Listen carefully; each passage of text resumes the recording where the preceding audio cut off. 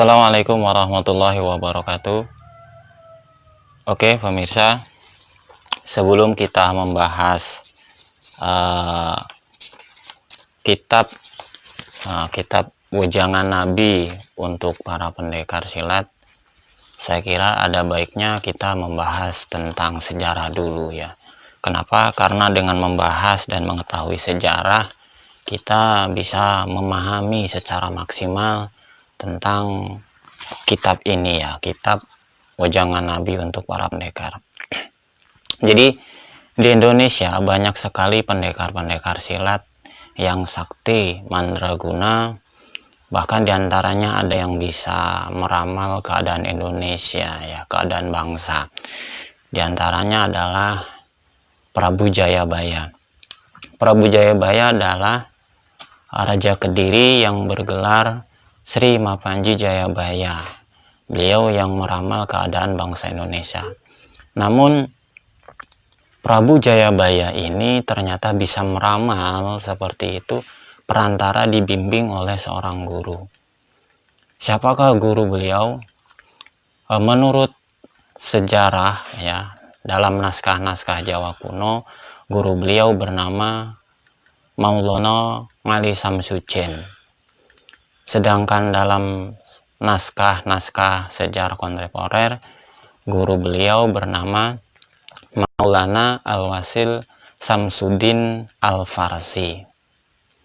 Nah, Al-Wasil adalah ismul laqab atau gelar julukan ya. Al-Wasil ini artinya orang yang telah mencapai ma'rifat billah.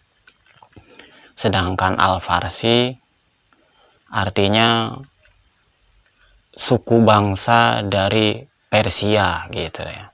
Jadi kalau diartikan Maulana Al-Wasil Samsudin Al-Farsi berarti Maulana yang sudah mencapai ma'rifat billah bernama Samsudin dari Persia.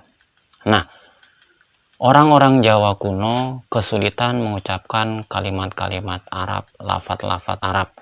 Makanya Maulana Al-Wasil Samsudin Al-Farsi mereka singkat menjadi Maulana Ali Samsucen. Jadi ini hanya perubahan kata, perubahan bahasa saja dari logat orang-orang Jawa dahulu ya. Ini seperti ungkapan syariatun berubah menjadi seringatun ya, atau misalnya sa'idi berubah menjadi sangidi, al-fatihah berubah menjadi al-fatihah. Ini karena perubahan-perubahan bahasa lokal saja ya. Jadi kesimpulannya Prabu Jayabaya ini ternyata gurunya adalah seorang wali gitu. Kita cari contoh yang lainnya, contoh yang lain, pendekar silat yang lain. Misalnya ada Prabu Kiang Santang dan Prabu Walang Sungsang. Beliau berdua ini adalah kakak beradik, sama-sama putra dari Prabu Siliwangi, Maharaja di tanah Pasundan ya, di tanah Jawa Barat dahulu ya, Jawa Barat zaman kuno gitu, di apa namanya nih, di kerajaan Sunda gitu ya. Nah, Prabu Walang Sungsang dan Prabu Kian Santang ini ternyata juga punya guru. Siapakah guru beliau? Guru beliau berdua yaitu adalah Syekh Datuk Kahfi atau lebih dikenal Syekh Nurjati.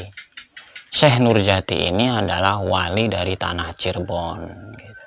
Ya, orang sakti juga gurunya tanya wali juga gitu ya, wali. Atau kita cari contoh yang lainnya, Jaka Tingkir atau Mas Karebet, beliau yaitu Sultan Hadiwijaya Raja Pajang ya, Raja Pajang. Nah, ternyata beliau juga punya guru, seorang wali. Guru beliau adalah Sunan Kudus dan Sunan Kalijaga. Nah, kebetulan memang Sunan Kudus dan Sunan Kalijaga ini dua orang wali yang hidup satu masa, sama-sama berkiprah di kerajaan Demak waktu itu. Nah, sedangkan Raja Pajang sendiri, kerajaan Pajang maksud saya, kerajaan Pajang ini adalah hasil andil dari kerajaan Demak. Ternyata lagi-lagi orang sakti itu, pendekar sakti, gurunya wali gitu. Atau kita cari contoh yang lain ya. ada Syekh Subakir. Syekh Subakir ini adalah orang yang menumbali Pulau Jawa gitu. Siapakah Syekh Subakir itu? Menurut sejarah, Syekh Subakir ini nama aslinya adalah Syekh Muhammad Samsuddin Al-Bakir Al-Farsi. Ada juga yang menyebutnya Syekh Muhammad Al-Bakir. Tapi karena perubahan bahasa ya, jadi apalagi zaman dahulu itu orang-orang Jawa kuno dalam tradisi mereka, jika ada orang-orang yang dianggap mulia, terhormat, dianggap sakti dan sebagainya, mereka memberi gelar, misalnya gelar Sunan, gelar Tubagus di daerah Jawa Barat, atau gelar dengan Sultan, atau gelar dengan Raden, atau Raden Bagus, Den Bagus dan sebagainya. Ini gelar-gelar dari orang-orang Jawa gitu. Nah, Syekh Subakir ini, yaitu apa, misalnya Syekh Muhammad Samsuddin Al-Bakir Al-Farsi atau Syekh Muhammad Al-Bakir ini berubah kata menjadi Sunan Al-Bakir. Namun karena kesulitan logat Jawa itu menjadi Subakir, itu Syekh Subakir. Sunan Al-Bakirnya terpinggir menjadi Syekh Subakir. Wallahu a'lam, yaitu ya sejarah seperti itu. Biasanya orang-orang Jawa kuno kesulitan mengucapkan kalimat-kalimat Arab seperti ejaan ya hayu ya qayyumu, berubah menjadi ya kayuku ya kayumu gitu. Ini hanya logat Jawa saja. Jadi kesimpulannya, menurut saya pendekar-pendekar saksi itu ya gurunya para wali gitu. Rata-rata gurunya para wali. Kalau kita urutkan begini ya, para wali itu ternyata juga memiliki silsilah, memiliki garis keturunan sampai kepada Nabi Muhammad SAW. Jadi kalau kita rangkaikan kurang lebih seperti ini ya. Jadi Nabi Muhammad SAW itu memiliki putri bernama Sayyidah Fatimah Az-Zahra. Kalau istilah orang Jawa menyebutnya Siti Fatimah Az-Zahra ya. Nah, Siti Fatimah Az-Zahra ini menikah dengan Sayyidina Ali bin Abi Thalib karamallahu wajhah.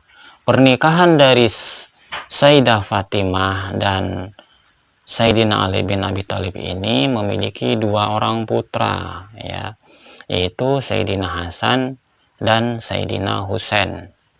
Nah, yang Sayyidina Husain, beliau memiliki putra Sayyid Ali Zainal Abidin.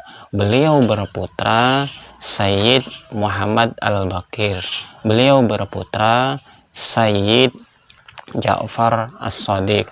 Beliau berputra Sayyid Ali Al-Uraidi. Beliau berputra Sayyid Muhammad An-Naqib. Beliau berputra Sayyid Isa Ar-Rumi. Beliau berputra Sayyid Ahmad Al-Muhajir Ilallah. Beliau berputra Sayyid Ubaidillah. Beliau berputra Sayyid Alwi Al-Awal. Beliau berputra Sayyid Muhammad Sohibus Saumi'ah. Beliau berputra Sayyid Alwi As-Sani. Beliau berputra Sayyid Ali Khaliq Qasam. Beliau berputra Sayyid Muhammad Sohibul Mirbad. Beliau berputra Sayyid Alwi Ami Fakih. Beliau berputra Sayyid Abdul Malik Azomatkan. Nah, dari Sayyid Abdul Malik Azomatkan inilah berkembang menjadi generasi-generasi Wali Songo. Jadi awalnya Sayyid Abdul Malik Azomatkan ini menetap di Hadramaut, negeri Yaman. Kemudian beliau berhijrah ke negeri India. Di negeri India beliau menikah dengan bangsawan. Karena beliau bangsawan, maka mendapatkan gelar Azomatkan ya, bangsawan sekaligus turunan Nabi. Nah, kemudian dakwah beliau berdampak besar, dakwah Islam ya, karena bangsawan memiliki efek yang besar gitu ya. Efek positifnya, beliau dakwahnya lancar, dakwah Islam, sehingga mengirimkan dai-dai itu, anak turunan beliau, dai-dainya ke seluruh penjuru negeri, diantaranya sampai ke Nusantara, sampai ke Indonesia ya, termasuk para Wali Songo tersebut.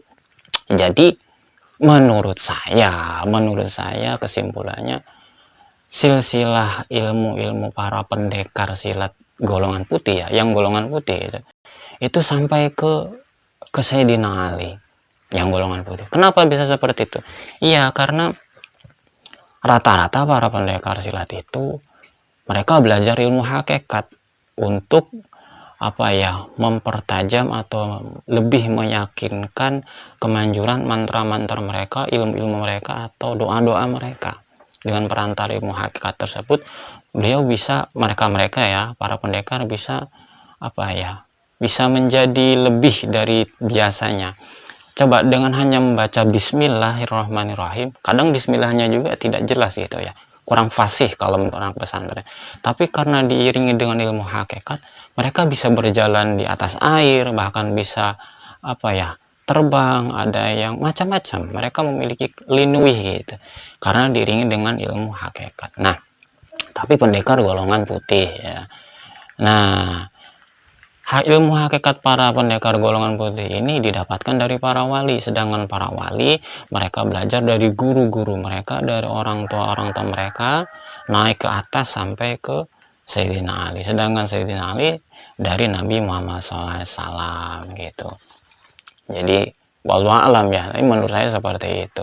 Nah, sedangkan kitab yang kecil ini, mohon maaf, ini kitab kuning ya, kecil sih, nggak seberapa tebal. Ini adalah kitab ya, kitab berisi wejangan Nabi secara empat mata kepada Sayyidina Ali. Saya ulangi lagi, kitab berisi wejangan Nabi secara empat mata kepada Sayyidina Ali. Jadi menurut saya para pendekar silat ya di Indonesia, jadi saya kira sebaiknya mempelajari kitab ini ya, karena memang ini adalah kitab yang apa ya, kitab wejangan dari Nabi secara empat mata kepada Sayyidina Ali. Sedangkan Nabi Muhammad SAW sendiri pernah bersabda, ana madinatul ilm waliyu babuha. Aku ini, kata Nabi ya, aku adalah kota ilmu pengetahuan dan Ali adalah pintu gerbangnya gitu. Jadi kalau misalnya ingin belajar ilmu-ilmu gitu, menurut hadis ini, menurut saya, jadi apa namanya ya, belajarnya perantara keilmuannya Sayyidina Ali seperti itu. Wallahu alam, tapi hadisnya demikian. Kalau tafsirnya ya tergantung orang-orang, tergantung ahli tafsir ya. Intinya bahwa kan Nabi Muhammad SAW adalah kotanya ilmu, Sayyidina Ali adalah pintu gerbangnya. Namun karena ini adalah sebuah kitab ya, lembarannya juga tidak terlalu tebal, tapi karena kitab tidak mungkin kita bahas dalam satu video. Jadi akan kita bahas secara bertahap. Kitab ini akan kita bahas secara kependekaran. Maksudnya begini, jadi kitab ini bisa dibahas secara fikih, bisa dibahas secara tasawuf, bisa juga dibahas secara kependekaran. Ya, saya kasih contoh ya, misalnya ada sebuah makalah hadis, barang siapa yang membaca kalimah Bismillahirrahmanirrahim, yadhuru ma'asmi syai'un fil ardi wala fis sama'i wa huwas samiul alim, di pagi hari maka dia akan selamat sampai sore hari. Jika dibacanya di sore hari maka dia akan selamat sampai pagi hari. Ini kalau dalam tinjauan ilmu fikih gitu, dalam sudut pandang ilmu fikih, kalimat tersebut termasuk adalah kalimat atau wirid yang disunahkan. Kenapa disunahkan? Karena ini anjuran saja, bukan kewajiban, hanya anjuran gitu. Jadi sunnah hukumnya. Sedangkan kalau kalimat Bismillahirrahmanirrahim sampai seterusnya itu dibahas secara sudut pandang tasawuf, ini menunjukkan bahwa sebuah apa ya, ketawakalan seorang hamba kepada Allah Subhanahu wa taala, segala sesuatu tidak akan membahayakan kecuali atas kehendak Allah Subhanahu wa taala, seperti itu. Ini dari sudut pandang sedangkan dari sudut pandang kependekaran, lafaz atau kalimat Bismillahirrahmanirrahim itu adalah kalimat atau mantra asma kurung, jadi ya semacam lembu sepilan gitu ya, penjaga diri gitu, dari sudut pendekar. Ini hanya contoh saja, hanya contoh. Nah, jadi para pemirsa, para pendekar, khususnya pendekar silat, mari kita mengaji kitab ini ya, kita bahas dengan secara kependekaran. Jadi bagi yang baru pertama melihat video ini, belum pernah subscribe, silahkan di subscribe ya di bawah video ini, ada tulisan merah ejaannya subscribe gitu, subscribe ya, subscribe. Jadi silakan Anda tekan. Nah, Anda tekan, nanti jika ada tanda lonceng keluar Anda tekan lagi. Ini gratis, cuma tekan tombol aja. Setelah Anda tekan tombol subscribe-nya, nanti keluar tanda lonceng, Anda tekan lagi. Dengan cara seperti itu, nanti setiap kami mengeluarkan atau mengupload video ke YouTube, nanti Anda akan mendapatkan pemberitahuan secara otomatis dari pihak YouTube gitu. Jadi, oh ini ngaji lagi, oh ngaji yang berikutnya. Anda pun misalnya Anda sudah kelewat, misalnya sudah ternyata kebetulan yang baru buka video ini sudah ada beberapa pertemuan gitu, silahkan Anda cari aja dulu gitu, cari dulu di YouTube gitu. Jadi atau lihat kolom deskripsi ya, di samping di bawah video nanti di samping ada tanda panah, tanda apa itu namanya, segitiga ke bawah, Anda tekan deskripsi, di bawah judul nanti ada keterangan macam-macam gitu. Jadi cukup sekian saja, mohon maaf ya ini karena kitab ini hanya mukadimah pengenalan dulu, nanti insya Allah kita teruskan pengajiannya ya, kita teruskan dari awal gitu, dari awal. Silahkan yang belum subscribe dulu supaya insya Allah lah barokah. Kalau kita ngaji lah, kita kan pendekar ya. Jadi pendekar itu adalah orang-orang yang pernah belajar ilmu silat, pernah latihan dan lulus. Kalau tidak lulus kan berarti aja belum pendekar gitu, masih siswa pendekar gitu ya. Mohon maaf ya. Jika ada kesalahan, jika ada apa ya, hal-hal yang tidak berkenan di hati para pemirsa, saya minta maaf, minta halal, minta ridhonya, minta dimaklumi.